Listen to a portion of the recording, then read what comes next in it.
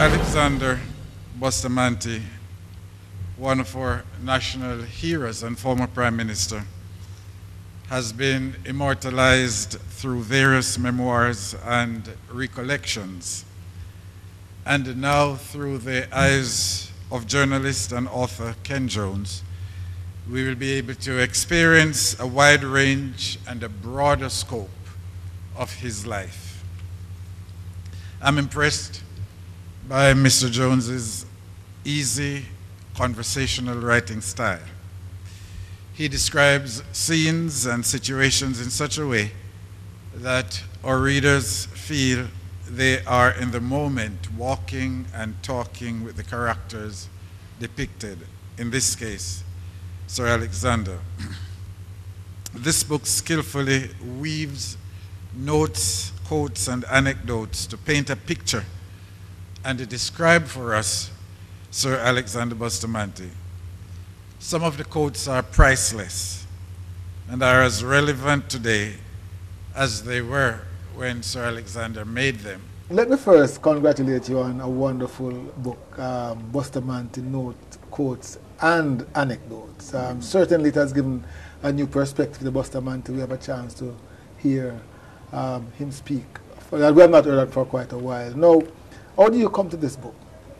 Well, for one thing, I have always admired the man. His work, his personality, his approach, his humor, his humility, his humanity. All of these things I thought a lot of people did not know about. I had heard so many stories about Bustamante that were not true. They were exaggerations.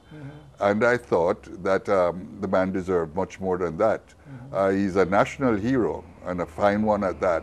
And because people need to know where they're coming from, and in Jamaica we don't seem to know that enough, I thought I would share with other people what I had found out by personal contact and also by research and reading. So did you feel pressured to put Bustamante in a good light? No, I don't think it was any pressure at all. It's natural.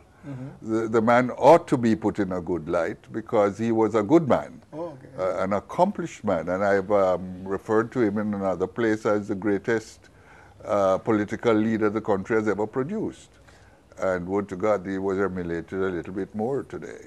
So you had no intention of providing for us, you know, a broad look at a broad, complete look at Bustamante. You saw this as an opportunity to write some of the bad things that were said about him? No, there was no need to write the bad things that were said about him. They have currency.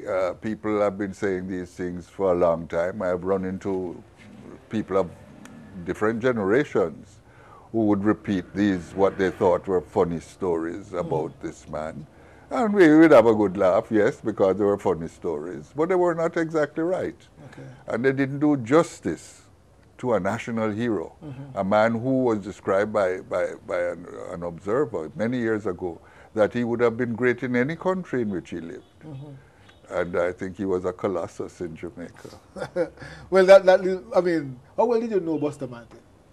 Not well enough, I'm sorry to say, yes. But enough to admire the work of the man. I met him personally. I had to deal with him, and but I did a lot of research and reading, questioning people who really worked with him and lived with him. And out of that came what I believe is the true story of this man. There's an effort in the book to have Bustamante speak. I mean, throughout the book, I mean, in the notes that you make are just introductions to some of his speeches. Quite right. And everything is perfectly done. I mean, the writing is perfect, the language is perfect. But we have heard a lot, as you say, bad things about Bustamante. One of the things that people have criticized or have said about him is with respect to his education. He Manley said that in Parliament, that he had a empty head, you know. So are you trying to write that? How much editing did you have to do of his work, and how hard it is to provide this sort of positive and not difficult at all. Spin? Not difficult at all. If you research his work and his speeches, you know that this was an intelligent man. He may not have been as educated as people like to judge education, but he was a wise man. And I think wisdom is very much better than education, if you can see the difference that I'm trying I to saw make. the, I mean, indeed. No, indeed. Buster has been known to make quotes like that. You know, that is Quick better wit. to, yes. Yes. But yet he was not a man who was against good education. Oh no, he advocated education. And he said at one time, I can't remember the exact words of the quote, but if you read the book, you'll see he said that Jamaica will never be what it ought to be without education. Right. Yes. He knew that. He knew the value of it. But there were people who said that he didn't like education. But what strikes me in the book, and there are so many elements of it as we go through that are critical, is the man Bustamante himself. Was he a demigod? Was he despotic? He was autocratic. He was autocratic. Yes, but not despotic. Oh, seriously, he take himself, you know? Did he like you or worship? He knew what he was doing. He was convinced that what he was doing was right. And so he did it. Yes. And there were times when people would say, you made a mistake. And if he recognized that he'd made a mistake, he would admit it. Yes. But then he'd go on to do what he was doing anyway.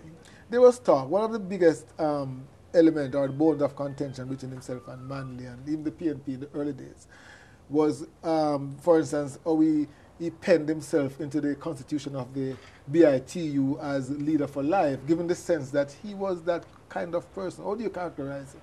Well, I let the book speak for itself and let him speak for himself and let others who were there speak for it. There was a reason why he attached his name to it, because there were unions that sprang up all over the place. Lots of people would form a union. He wanted his union to be different, to be recognized as being different. And the people who believed in him wanted to have something that they could readily recognize was his. And so that is one of the reasons his name was put on the union. That is his explanation. That is the explanation of those around him. What about President for Life? Well, I can't explain or give excuse for that. If he felt the people around him were happy with it, so be it. It didn't do any harm that he was there. It did cause a division between the political elements at the time. In fact, I think it is one of the reasons why the PNP and the JLP, well, not the JLP, but Bustamante, because it was not even then that the JLP was formed. But while he was in prison, he left the running of the union to Manley, his cousin, and those who followed him politically. They opted for a democratic organization, which meant electing officers and running things the way it was. They objected to this sort of ownership, proprietary union. Yes. And so they wanted to do that. They wanted the constitution to be changed to reflect that. And he never wanted that. And that was a bone of contention that was never settled. And you know, and we're talking about the 1930s here. I mean, around 1938 thereabouts. And I don't think a lot of people understood how closely the forming of the parties were, or interrelated the elements were. Yes. Speak a little bit about that. How it formed and how they split into the PNP, JLP. Well, you know, in the 1930s, I remember being a boy and listening to elders and researching. There was a great national movement in Jamaica at all levels. Literature, politics, all these Jamaicans were emerging and evolving into what eventually became an independent nation. And so everybody was together. The People's National Party was formed to embrace all elements of the nation.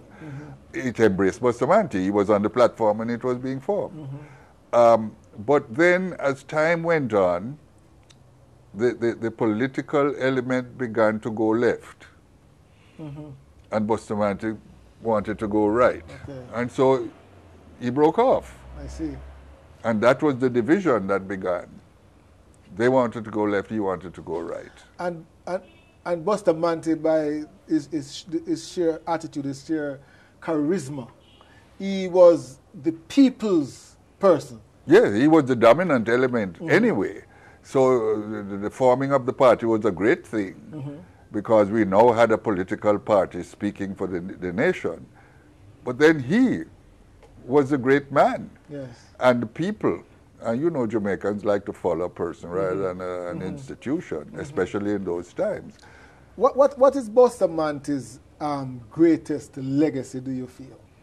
The greatest legacy that he left was the fact of his politics, how he treated it. He was humanitarian, and he was pragmatic, and he was successful. The time when he led Jamaican independence were the most prosperous times that Jamaica ever experienced economically.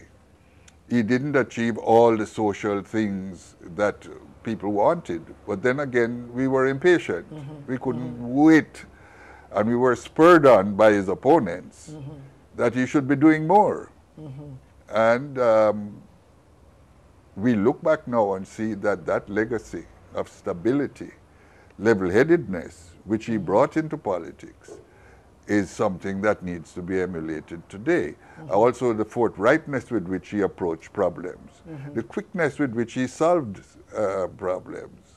These are, well, I don't know if you can even call it a legacy because it's not something you can easily duplicate. We're going to be going into a break very quickly, but I want to think a little bit about his human elements. You know, one of the things that comes out in your book is that human element that people don't understand. His love for people, his love for women, is really his love for children. So as we go to a break, I'd like to think about Oh, yes.